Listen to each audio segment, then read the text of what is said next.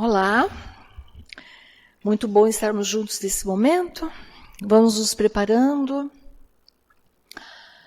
fechando os nossos olhos, soltando bem o nosso corpo físico, respirando fundo, sentindo os nossos mentores muito junto de nós. Esse mentor querido que durante todo o dia nos ampara, nos intui, nos protege. Vamos sentindo a presença junto de nós, de Joana, mentora da nossa casa, irmã Rosária, que juntas nos recebem de braços abertos, sempre que aqui nos conectamos a essa casa. Mesmo que não estejamos aqui presentes fisicamente, mas que estamos ligados mentalmente à casa. Vamos sentindo toda a espiritualidade amiga, felizes por estarmos juntos nesse instante, numa conexão maior com o Criador. Vamos sentindo Maria em suas paragens, ela nos abraça. Essa mãezinha querida nos envolve em seu manto azul. Esse manto que nos traz proteção, nos traz acolhimento, nos reporta ao colo da nossa mãezinha, que tanto precisamos no nosso dia a dia. Junto com nossa mãe vamos chegando até Jesus, nosso irmão maior. Esse nosso guia, nosso modelo, nosso mestre, dizendo: mestre, obrigada por tudo que nos ensina a cada instante. E todos juntos vamos chegando até Deus, nosso Pai, que nos aguarda de braços abertos, com um sorriso no rosto, feliz por estarmos unidos nessa conexão. E é esse Pai de luz e de misericórdia que nós dizemos: Pai nosso que estás nos céus, santificado seja o vosso nome, venha a nós o vosso reino, seja feita, Pai, a tua vontade, assim na terra como no céu. O pão nosso de cada dia nos dai hoje, perdoa, Senhor, as nossas ofensas, assim como nós perdoamos a quem nos tem ofendido. E não deixeis cair em tentação, mas livra-nos, Senhor, de todos os males, porque vosso é o poder, o reino e a glória. Que assim seja, graças a Deus. E vamos agora, mantendo-nos equilibrados, serenos, nos preparando para receber os tratamentos da tarde. Abrindo bem os nossos corações, nos ligando a toda essa espiritualidade, recebendo tudo aquilo que viemos buscar. Aos assistidos de tratamento de P2, vamos nos ligar a essas equipes espirituais, sentindo a projeção da luz azul, envolvendo todo o nosso sistema nervoso central, harmonizando e equilibrando a energia dos nossos chakras, um a um. Todos eles, para que funcionem adequadamente dentro de um equilíbrio que buscamos. Que assim seja. Aos assistidos de tratamento de CH, vamos nos ligando com essas equipes, sentindo a projeção da luz rosa, um rosa intenso e muito brilhante, envolvendo cada um dos assistidos em muito amor e muito carinho. Que esse rosa chegue até os nossos corações, abrandando e aumentando a nossa capacidade de amar. Que assim seja. Aos assistidos com tratamento em P3B, Rogamos a projeção da luz branca do Cristo, que vai envolver todos os encarnados e desencarnados aqui presentes. Pedimos a luz azul envolvendo o coração e a mente de todos os assistidos. As equipes espirituais vamos fazer um corte de ligação, que se fizer necessário com a luz laser, tirando todas as ligações que a espiritualidade designar. Pedindo a luz azul envolvendo todo o sistema nervoso central, periférico e neurovegetativo. Luz rosa claro do nosso cardíaco, aumentando os nossos sentimentos, e uma luz amarela muito intensa no nosso frontal, aumentando os bons pensamentos e a nossa conexão com o mentor individual. Vamos colocando uma cúpula em cada um dos assistidos, uma cúpula rosa clara brilhante da cabeça aos pés, para que o tratamento se fixe, até quando for necessário, que assim seja. Aos assistidos de P1 e P3A, vamos nos ligando às equipes médicas do espaço, imaginando uma projeção da luz verde, que vai envolver todo o organismo físico e espiritual, tratando cada célula, cada órgão que se fizer necessário, para alcançar assim o fortalecimento físico e espiritual, atingindo a cura que for do nosso merecimento.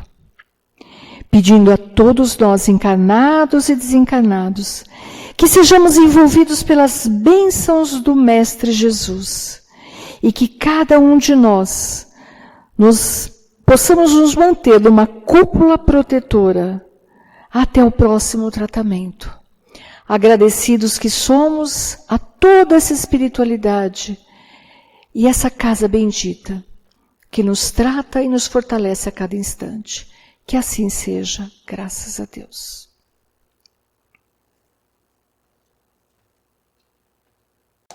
Boa noite a todos. Que a paz de Jesus esteja conosco. O nosso bate-papo de hoje refere-se a uma passagem de Lucas, num dos evangelhos de Lucas, que está transcrito no Evangelho segundo o Espiritismo, no capítulo 16, com um tema bastante polêmico, né? Não se pode servir a Deus e a Mamon. Todo esse capítulo dentro do Evangelho, da mesma forma que na passagem de Lucas, ele refere-se à riqueza. Acho que um tema bastante polêmico e também bastante duvidoso quando a gente fala de espiritualidade.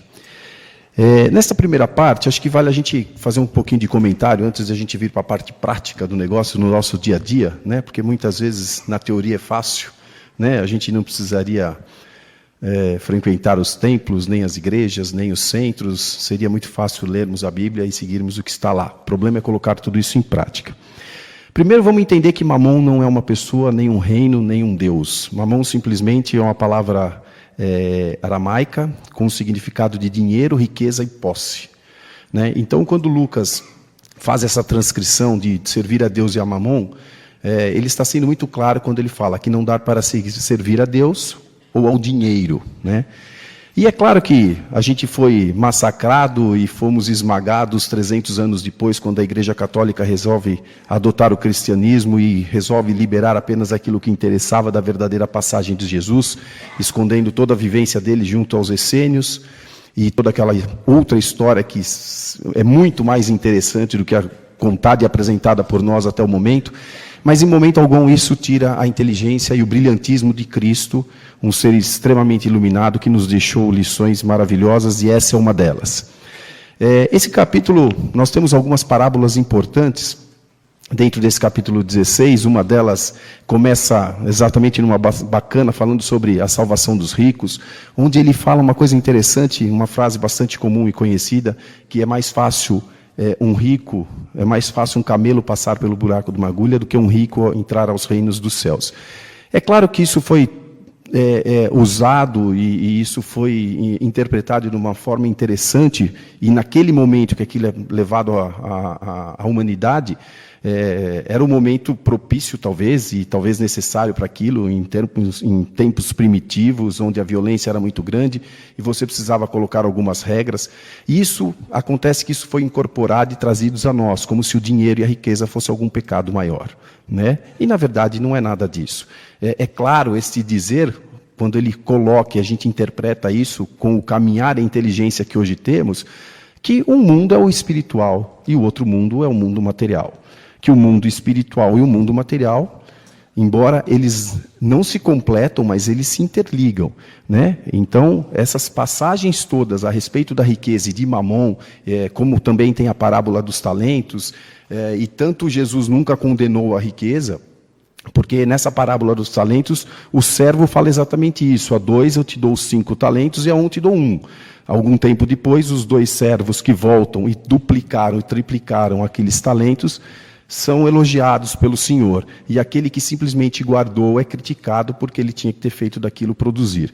Então isso também mostra que não era a riqueza, o valor material, mas sim a separação dos mundos, né? Precisamos entender, e a gente tem uma dificuldade muito grande de entender isso, que o dinheiro nunca foi o problema não está no dinheiro, o problema está no usufruto que você faz desse dinheiro. O problema não está na riqueza, o problema está no que você faz desta riqueza. Em nenhum lugar de nenhuma Bíblia, em nenhum lugar de nenhum Evangelho está escrito que para você ser caridoso você tem que ser pobre, né? E a gente confunde muito isso. Se confunde muito isso até hoje. Para que eu possa ser uma pessoa espiritualizada, eu tenho que abrir mão daquilo que eu consigo através do meu trabalho, né? O problema não é conseguir através do trabalho. O problema é conseguir o dinheiro, a forma que você consegue esse dinheiro.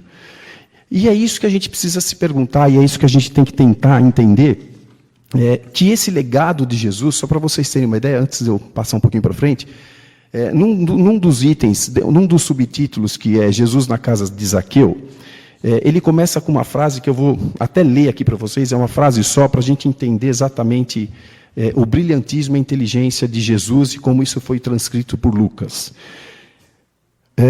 Nessa passagem, neste momento que Lucas transcreve essa passagem de Jesus, Jesus está saindo da Samaria e está indo para Jerusalém. E no meio existe Jericó. E Jericó é uma cidade de comércio, uma cidade de troca, de permuta e de câmbio, né? Então, o texto começa assim: e tendo entrado em Jericó, atravessa Jesus a cidade. Só nessa frase é de uma grandeza e de uma clareza de que, se a cidade era uma cidade de troca, de dinheiro, de riqueza e de câmbio, Jesus não tinha nada o que fazer ali, em termos espirituais. Jesus simplesmente estava entrando em Jericó, atravessa a cidade. Ou seja, é a primeira lição, e de uma forma muito clara, de que todos os bens materiais são passageiros. Até esse detalhe, se a gente ler com calma e com observação e estudarmos, a gente começa a entender que é muito claro que não é o pecado, é o passageiro. A hora que entendermos que o dinheiro ele gira para a humanidade, as coisas fluem de forma muito melhor, né? Então, esse detalhe de que Jesus entrando na cidade, atravessa, né, entrando em Jericó e atravessa a cidade, mostra realmente que o mundo material é um mundo de passagem. E a gente ainda, 2000 anos depois, a gente tem uma dificuldade muito grande de entender que nós não vamos nos livrar do mundo material, pelo menos por hora. Estamos incorporados em matéria para que a gente possa ter o caminho e o aprendizado. Mas o que a gente não pode esquecer, e eu acho que diante de todo o estresse, diante de tudo que a gente vive, a gente parece que essa é a vida eterna, né? É aqui que eu tenho que alcançar tudo, é aqui que eu tenho que realizar tudo, é aqui que eu tenho que fazer tudo. Nós estamos nessa caminhada há anos, há milhares de anos. Estamos reencarnando para tentar conquistar o máximo possível de aprendizado. Mas enquanto nós não nos conscientizarmos de que é preciso entender que estamos numa condição ainda bastante precária e precisamos utilizar as ferramentas de forma correta. O martelo, a chave de fenda, cada uma tem a sua função. Martela seu dedo para ver se é confortável. Claro que não. O dinheiro, a riqueza, os bens materiais são ferramentas iguais, para que possamos atingir uma espiritualidade melhor, para que possamos atingir uma compreensão melhor da nossa missão realmente, não nesta encarnação, como os espíritos em evolução. Entendermos que existem muitas moradas na casa do Pai, que esse é um mundo de expiação e prova. Enquanto nós não conseguirmos entender que existe algo maior, ou pelo menos nós não assumirmos que existe algo maior, esse conflito interno entre o ser e não ser estará sempre dentro de nós. E é exatamente isso. Começamos a distorcer as coisas, né? Um conflito interno hoje, que eu vou chamar de escolhas, né?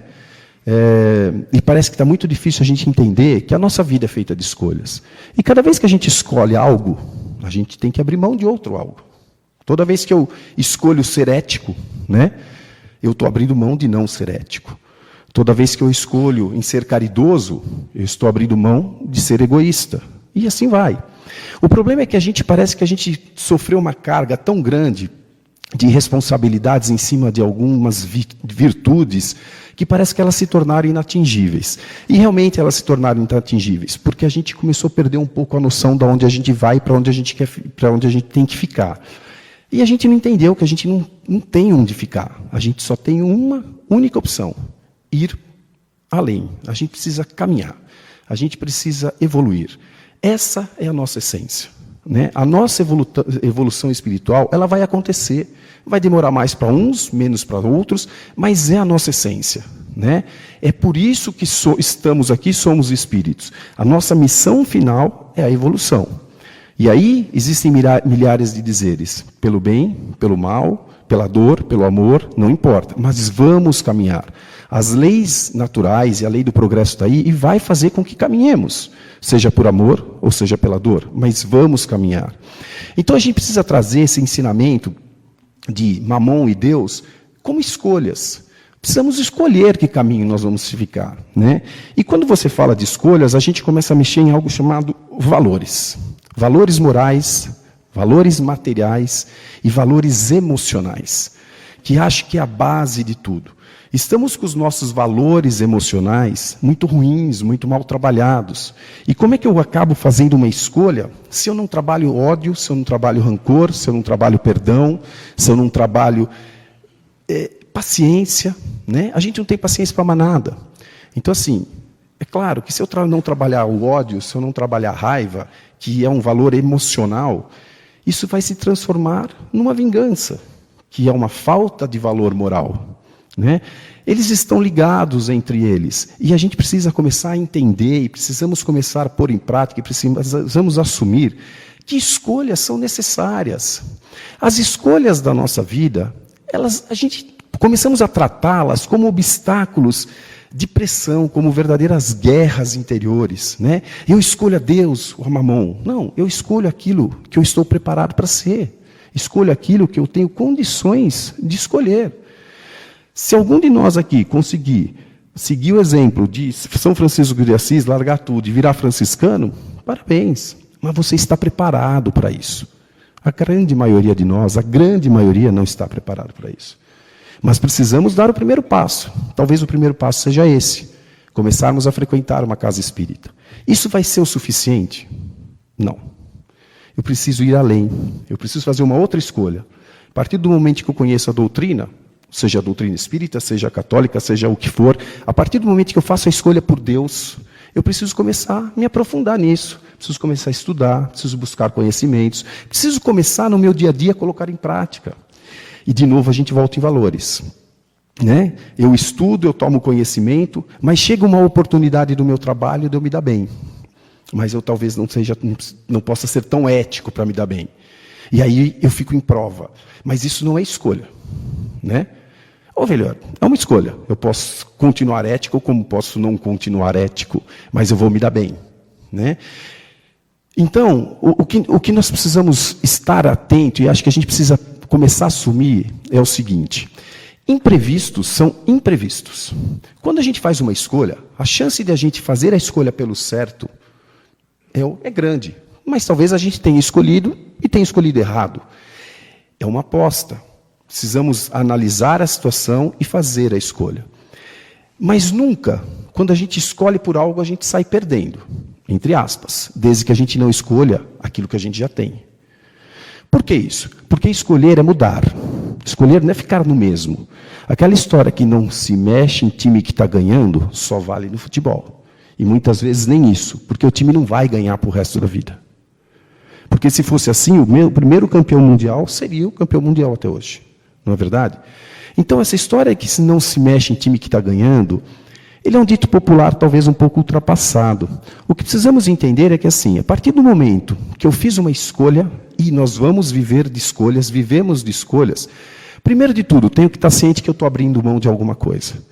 E a partir do momento que eu abro mão de alguma coisa, eu preciso tirar algo chamado apego. Preciso cortar o apego àquilo. Porque talvez aquilo, a partir do momento que eu faço aquela escolha, pouco tempo depois, dias depois, meses depois, eu nem olho mais para aquilo que eu tinha, mas eu não me desfiz daquilo. Exemplo prático do dia a dia, roupa. A gente compra roupa nova, mas a gente nunca se desfaz das velhas. E a gente compra justamente uma roupa nova, porque aquela velha já cansou. Mas quando eu chego em casa, eu falo, agora eu tenho duas. E é mentira. A gente não usa mais aquela roupa velha. E isso é inconsciente, a gente já sabe que não vai mais usar. Mas a gente continua com ela dentro do armário. Porque a gente tem o apego àquilo. Então, as escolhas são previstas. Faremos escolhas. A chance de acertar e de errar, ela é uma incógnita. Mas sabemos que elas serão necessárias. Sabemos que elas são fundamentais para que a gente continue crescendo. Porque a gente só pode crescer quando a gente dá um passo à frente. Para dar um passo à frente é pisar no desconhecido. É pisar muitas vezes no medo, na insegurança, né? E voltamos a esses valores emocionais ruins novamente, né? E quando a gente tem medo de dar um passo à frente, quando a gente tem a insegurança de, mas será que eu estou fazendo a coisa certa? Neste momento eu não ando nem para frente nem para trás. Eu fico parado.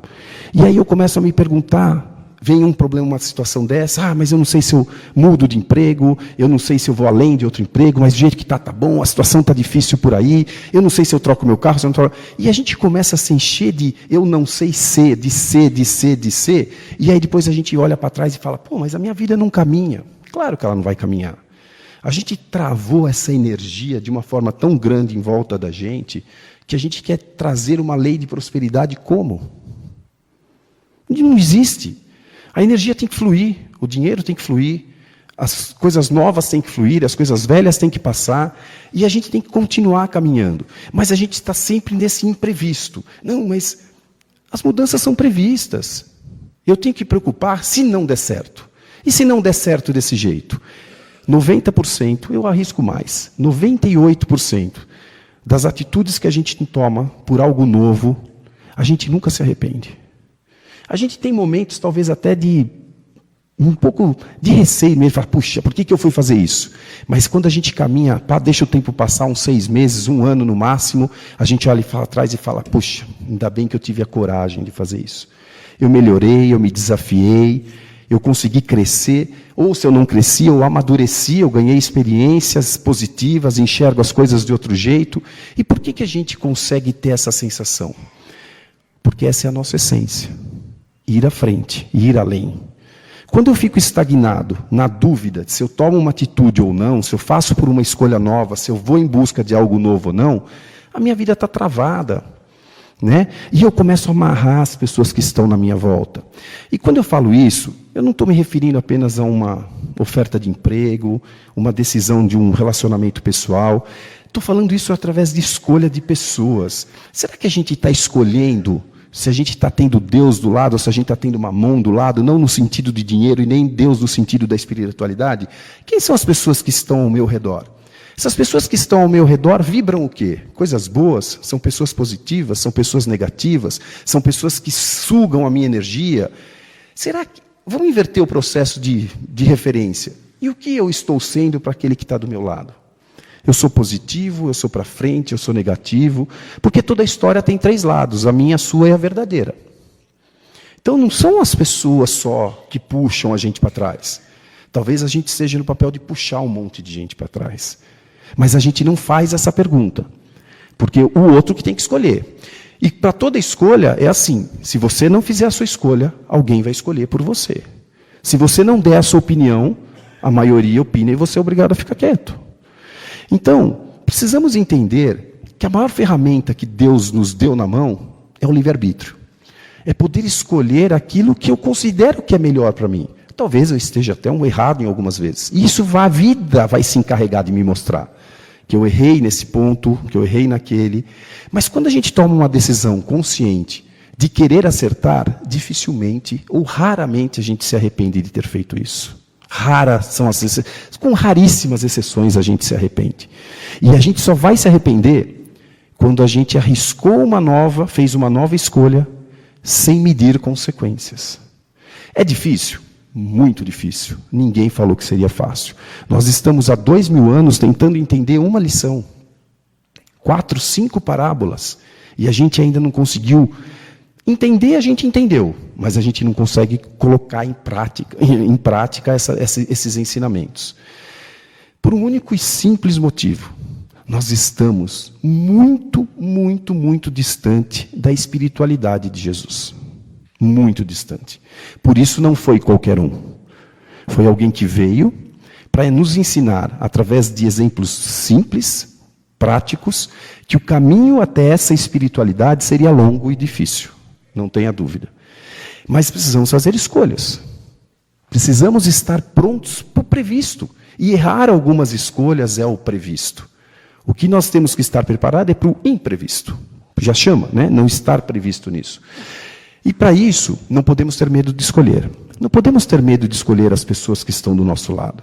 Mas não nos esqueçamos de saber se estamos sendo boas escolhas para quem está do lado. Eu estou fazendo o meu papel. Estou cumprindo a minha parte.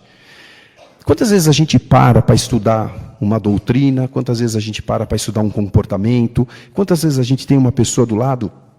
Eu tenho uma amiga, um casal de amigos, eles têm 2 filhos. Um do moleque é brilhante, bom aluno, sempre foi, um moleque fabuloso, sensacional. O outro menino, super legal, mas o menino não vai. Uma garota tem 27 anos. Eles demoraram 27 anos para perceber que o garoto tinha um déficit de atenção. Que o menino tem um autismo leve. Aí, conversando com eles falaram assim, como eu não percebi antes?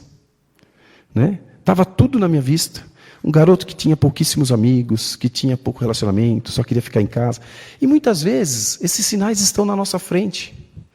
Né? Mas se espera 27 anos para admitir, talvez, que a gente tenha alguma falha.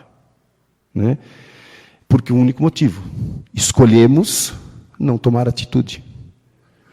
Escolhemos ficar, talvez, nessa escuridão. Porque isso nos leva à zona de conforto. E a zona de conforto é uma zona conhecida. Uma zona que eu sei até onde eu posso ir, até onde eu não posso ir, se vai queimar minha mão, se não vai queimar minha mão. Por isso que é bom ficar na zona de conforto.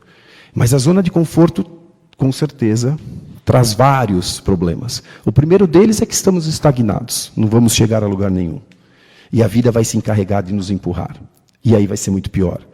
O segundo deles, estamos sujeitos a que alguém tome as nossas decisões, que alguém faça as nossas escolhas. Talvez um relacionamento pessoal, talvez um cônjuge, talvez um filho, talvez um chefe, talvez alguma pessoa que cansou da nossa postura. Porque as pessoas têm o direito de cansar da gente, da mesma forma que a gente tem o direito de cansar delas. Né? Mas a gente precisa entender e a gente precisa assumir que somos espíritos em evolução.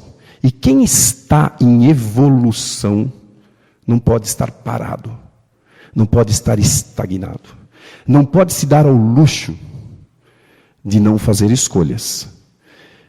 E isso é o previsto. Uma escolha vai me dar uma renúncia de algo.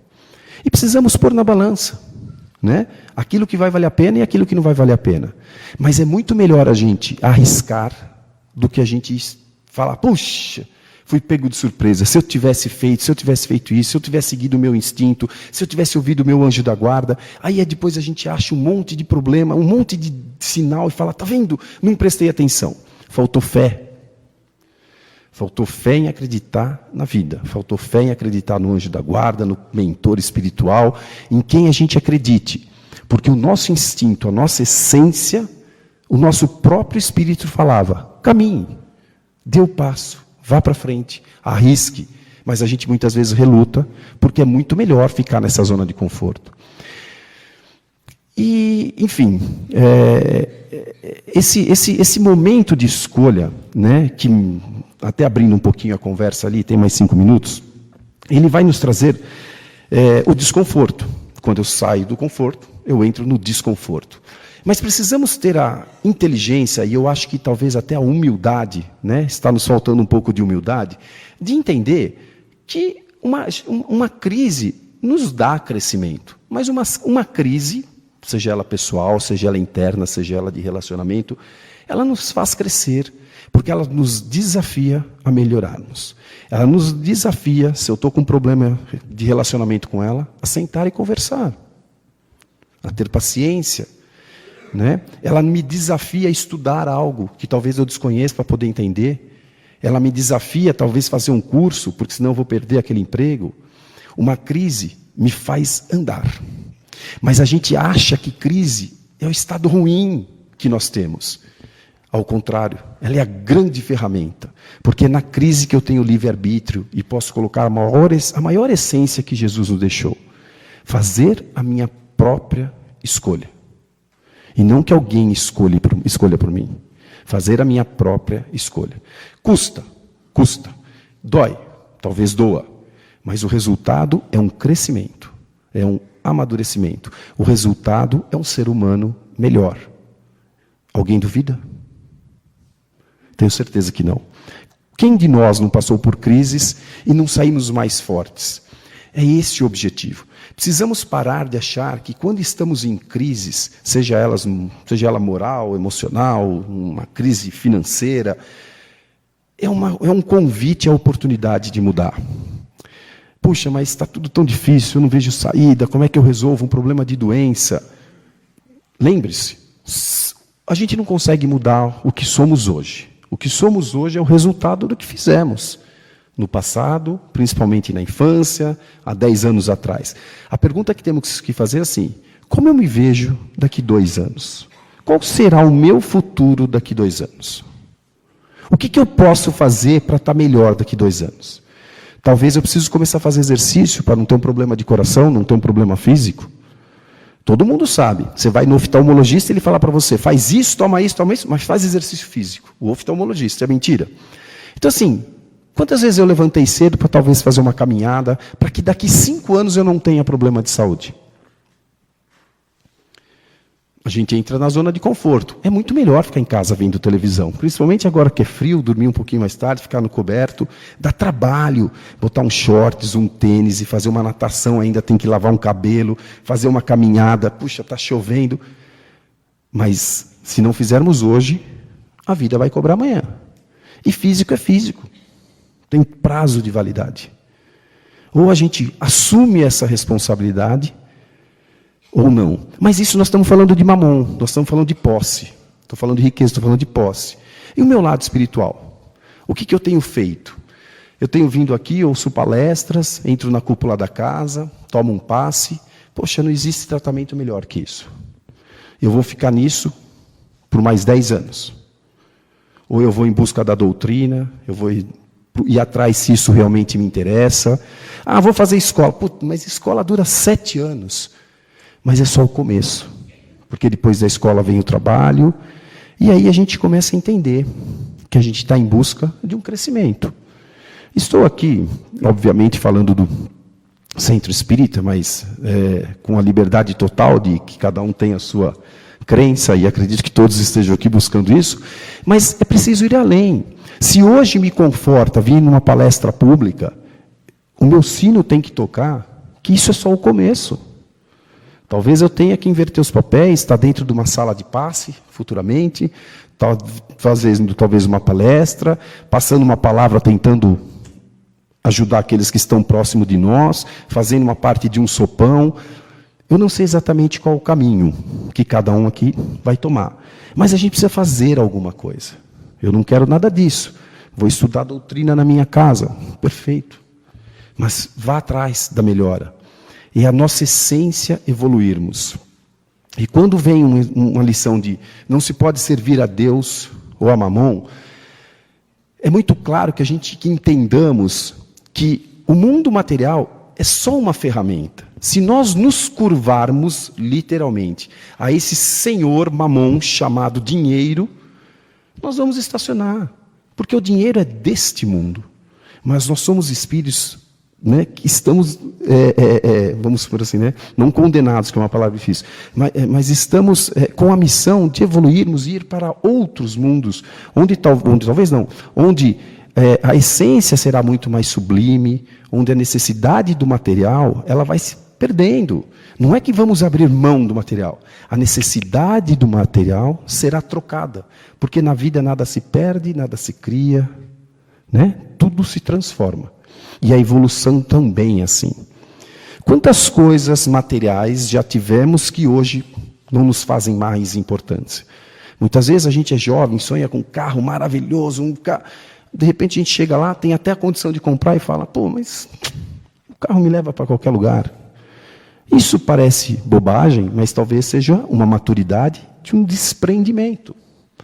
A gente sonha com casas, depois quando você tem a casa enorme, junto com ela vem um monte de despesa, aí você fala, acho que eu quero... Uma vez conversando com uma pessoa, de uma senhora já, uma professora universitária, ela falou para mim, sabe, eu vejo você correndo, tocando o telefone, atendendo, então... Ela trabalha comigo numa associação, e ela falou para mim assim, quando você chegar na minha idade, sabe o que você vai querer? Eu falei, o quê? Um canto. Aquilo me bateu assim, forte, um canto. Eu falei, a gente só quer um canto para ter paz. E é verdade, porque a vida tem necessidades, né? São momentos, são etapas na vida que nós temos necessidades.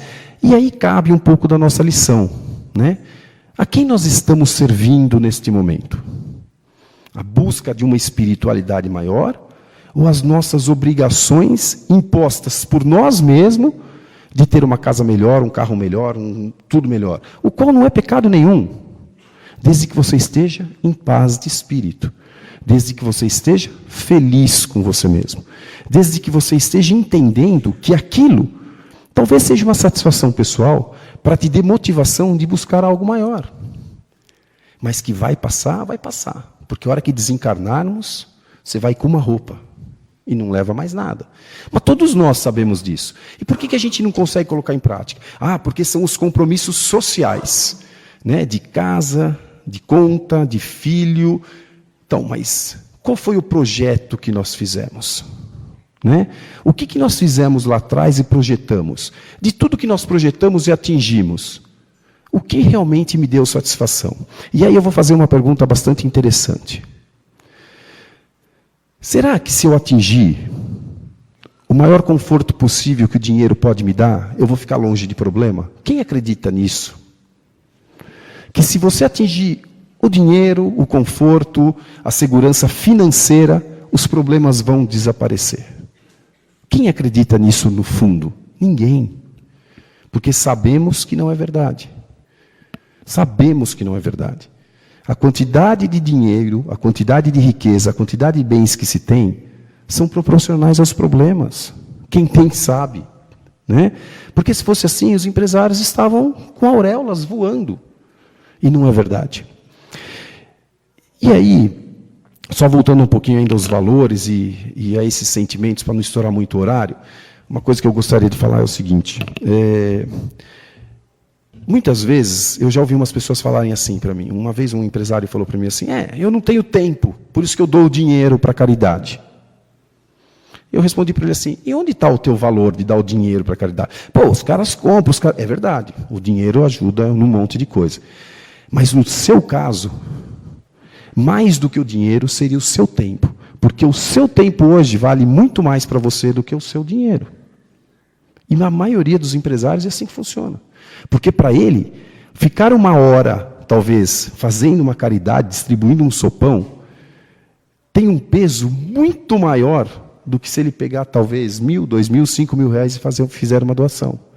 Porque para ele o tempo dele é muito mais importante do que o dinheiro. Porque é através daquele tempo que ele faz muito mais do que 5.000 reais. Talvez naquela hora ele vai fazer muito mais dinheiro do que 5.000 reais que ele está doando. Então o verdadeiro valor dele não estava na doação de dinheiro, estava na doação do tempo dele. Era aquilo que ele tinha de mais precioso. Então se você quer ser uma pessoa espiritualizada, doe aquilo que você tem de mais importante para você.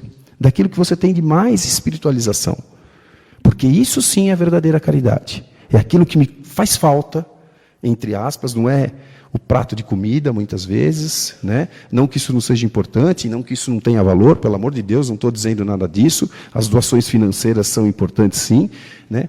Mas essa pergunta, que não é para mim ou para qualquer pessoa que se responde, essa é uma pergunta que a gente faz uma autorresposta. O que eu estou doando de verdadeiro que é importante para mim? Aí sim eu estou fazendo caridade, né? Porque doar aquilo que não me interessa mais, simplesmente é doar o supérfluo, né? Não que não tenha o seu valor, mas será que está provocando o que no meu crescimento espiritual? Aonde eu estou fazendo uma escolha, né? Eu estou abrindo mão disso e renunciando daquilo. Eu estou renunciando do meu tempo. Puxa, mas o meu tempo é muito importante. Então, mas se eu estiver renunciando no meu tempo, aí sim eu estou fazendo uma doação. Não para os outros, para mim. Eu estou começando a mexer na minha cabeça, falando assim, está vendo como dá? Eu me doei 1 hora, 2 horas, e nem por isso a minha vida acabou. E eu vou me transformando. Porque não me interessa que ela se transforme. Interessa que eu me transforme. Porque a minha evolução vai depender de mim, não dela. Ela vai olhar para mim e falar, coitado, ficou lá para trás. Então, por mais que tenhamos o comprometimento com as pessoas, com o cônjuge, com uma família, com filhos, temos que entender que cada um tem a sua missão aqui. Mas a missão ela é única, de forma generalizada, evoluirmos. E é preciso sabermos fazer as escolhas entre Deus e Mamon. Mas não é só Mamon, né? Precisamos fazer escolhas de valores éticos. Eu vou ter ética, não vou ter ética. Eu vou poder ser caridoso, não vou ser caridoso. O fato de eu ter dinheiro não é nenhum crime, né? Eu não preciso ser pobre para ser um bom espírita, né? Isso não tem nada a ver com dinheiro. Tem a ver com separar os dois mundos. Mas saber que esse mundo material vai ficar. E o mundo espiritual é o nosso caminho. Então, quando existe Mamon e Deus, se tivermos essa consciência, a gente já começou a sair da escuridão. E começamos a enxergar para onde temos que ir. E se a gente sabe, pelo menos, para onde a gente tem que ir, já é um passo enorme. Eu não preciso saber qual é o final do caminho. Pode ser que eu não alcance enxergar lá na frente. Mas eu já sei que nesse caminho eu tenho uma luz. E aquilo que ilumina é muito mais fácil. Aquilo que está sendo, se aqui é a minha luz, esse caminho é mais seguro, é por aí que eu vou. E aí a gente precisa arriscar. Mas sabendo que nós vamos tropeçar, sabendo que não é tudo que vai dar certo, sabendo que vão ter outros imprevistos. Mas é assim a vida. Ninguém disse que estávamos aqui de férias. Esse é um mundo de expiações e provas. Não é um mundo de felicidade. É um mundo de expiações e provas. Precisamos ter isso muito consciente. Façam as escolhas todos os dias. Você pode escolher ter um dia bom, você pode escolher ter um dia ruim, você pode saber que teu dia vai estar cheio de problema. Puta, hoje eu tenho coisa pra caramba para resolver, o dia não vai ser fácil. Algumas delas darão certo, outras não. A gente já entra numa paz de espírito bem bacana. A gente já pelo menos se prepara a pegar as pessoas. Se o meu dia hoje vai ser ruim, faça a escolha de ter pessoas positivas do seu lado. Né? E tente ser alguém positivo, porque talvez a pessoa que esteja do teu lado esteja tendo um dia ruim. Então, é um olho em duas visões aí. Mas é importante que saibamos que ainda estamos longe da cristiandade de Jesus, então não podemos querer numa encarnação virar-nos Cristo. Os espíritos que encarnam na Terra, que são fora da curva, vamos dizer assim, vêm com uma missão, muitas vezes, de nos ajudar a lembrarmos disso. E esses espíritos, vamos botar aí Chico Xavier e mais alguns, são espíritos que foram permitidos pelo plano espiritual para que não nos esqueçamos de qual é o nosso caminho. Não que porque eles estão encarnados aqui, nós estamos na mesma condição dele. Vamos ter essa humildade, né, de entender isso. Né, que talvez esses espíritos vieram encarnados com o propósito de continuar mostrando para a humanidade que o caminho é esse. E a gente acha que, mas se ele está encarnado e está aqui, eu também posso ser. Pode, mas eu acho que ainda não é dessa vez, nem para mim e nem para todo mundo que está aqui. Mas, de qualquer forma, não julgando ninguém, né, temos muito a caminhar, mas é preciso ter consciência. Já passamos da hora de sermos vítimas, já passamos da hora de aguardarmos que alguém escolha algo por nós. Já passamos da hora de sabermos que todo dia precisamos fazer escolha. Por trás de uma escolha vem uma renúncia. E precisamos pôr na balança aonde queremos chegar e com quem queremos chegar e o que queremos fazer. Isso é muito importante. Que Deus nos abençoe. Boa noite.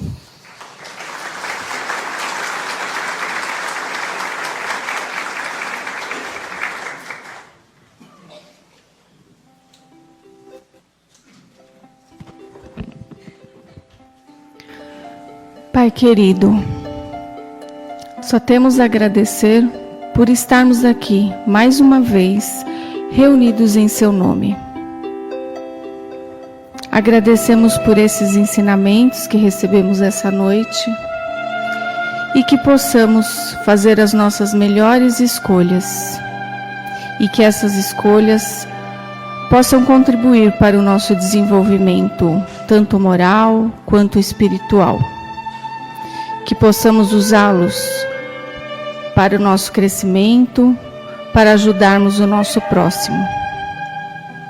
E agradecidos que somos, por tanto que aqui recebemos nessa casa bendita, que possamos compartilhar um pouco com os nossos irmãos, nossos amigos, nossos familiares, e que possamos retornar aos nossos lares, envoltos nesse amor, em paz e tranquilidade.